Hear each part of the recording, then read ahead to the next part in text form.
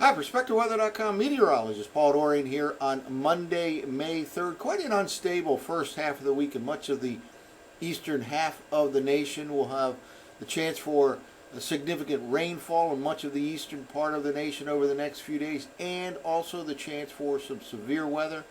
We have a frontal system that will be kind of meandering around the region with several areas of waves of low pressure moving along that frontal boundary zone, and again there'll be a chance for showers and thunderstorms in much of the east, not only today and tonight but Tuesday into Wednesday as well. This is a forecast map for the total precipitation amounts over the next 3 days between this morning, Monday morning, and Thursday morning, and you really can see from the eastern half of the nation quite a significant rainfall event coming up here. And this part of the nation will have a chance for isolated tornadoes later today into tonight, and some significant rain threat occurs for the Mid-Atlantic region in the northeast U.S. Again, this is a total precipitation forecast map right through the next 3 days. Well, let's take a look at the current radar loop from WSI's Intellicast.com. A large area of showers and embedded thunderstorms down in this part of the nation, the Tennessee Valley and the southern U.S. Some of those storms can be severe over the next 6 to 12 hours or so. Some rain already moving into the D.C. metro region that will continue to move to the north and east, impacting Philadelphia later today and New York City by tonight. Again, a lot of rainfall over the next few days. And notice out here, still have enough cold air for some snow. Here we are in the early part of May. Some decent snowfall across the Colorado Rockies. Of course, that cold air mass is clashing with some very warm and humid air along the southern U.S. Again, raising the chance for severe weather across the southern part of the nation over the next few days. Could even be a couple of strong thunderstorms making their way into the Mid-Atlantic region, the northeast U.S. Later tomorrow into the day on Wednesday. So very unsettled weather pattern, especially for the eastern half of the nation. Well, let's take a look at the upper air pattern. This is from last night's operational run of the GFS at 6E. And right off the bat, you can see multiple waves in the upper part of the atmosphere. Here is one system right now over the Tennessee Valley. You can kind of see a dip in the height pattern here. Again, this is one wave causing some showers and thunderstorms in the Tennessee Valley and all the way to the Mid-Atlantic and northeast U.S. over the next 24 hours or so. Here's another wave out in the southwestern states, and again, there's some cold air around, so the Rockies in and around Denver, for example, can expect some snow over the next 24 to 48 hours or so. So some cold air associated with this upper level feature, and some very warm and humid air associated with this initial wave.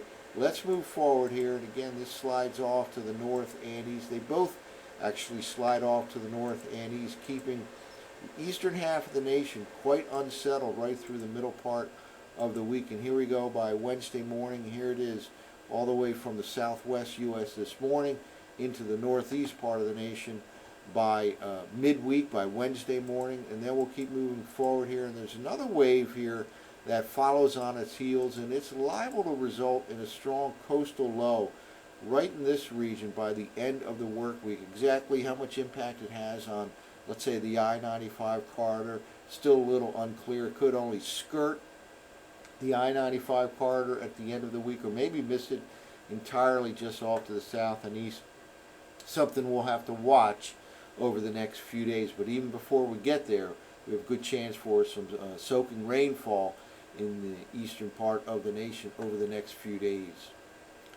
Well, let's now take a look at the surface forecast maps from the operational run of the GFS. A lot of rain here in the eastern part of the nation, but look at the blues here showing up. Here we are now, the 3rd of May, with still some snow out across the Rockies and up across southern part of Canada. You can see the isobar pattern here across the Gulf of Mexico into the Tennessee Valley. This is just promoting a broad flow of air out of the Gulf of Mexico ahead of this low pressure area. Winds flow counterclockwise around lows, so this is pumping in unstable air, very warm and humid. Again, could even be some severe weather over the next 12 to 24 hours or so in the deep south. Let's move forward here. This first batch of showers and embedded thunderstorm pushes to the north and east into the mid-Atlantic region, the northeast U.S. later today and tonight. And then that second system, which features upper level energy over the southwest U.S. this morning, also pushes to the north and east over the next couple of days, resulting in another patch of showers and thunderstorms. And again, there can be some severe weather as well, especially in the deep south over the next few days. That pushes into the eastern third of the nation by tomorrow night, into the day on Wednesday. Could be some strong thunderstorms even in the mid-Atlantic region and the northeast U.S. later tomorrow into the day on Wednesday. That finally clears on through with the passage of a cold front by the time we get to Wednesday night, and especially Thursday. We'll have high pressure moving back in, and probably a pretty nice couple of days here, let's say Thursday into Friday, for much of the same part of the nation, the eastern part of the nation, that gets hit by some soaking rainfall over the next few days. And watch out for the possibility of some severe weather. That's it for now. For PerspectiveWeather.com, I'm meteorologist Paul Dorian.